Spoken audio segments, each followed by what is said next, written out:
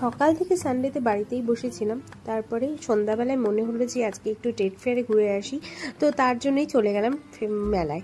তো সেখানে গিয়ে ঘরের কতগুলো জিনিস কিনে আরও তার সাথে বেড কভারও কিনেছিলাম। আমরা খাচ্ছি আইসক্রিম, এই যে রাখিকে নিয়ে আসছি আমরা আজকে।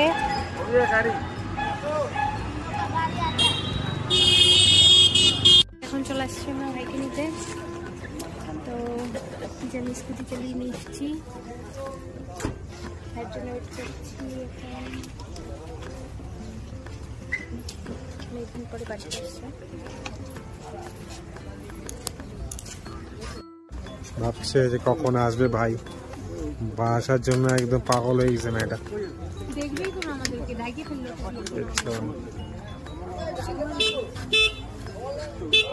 কিছু দুই ভাই বোনের এবারে ঝগড়া চলছে, দেখা হয়।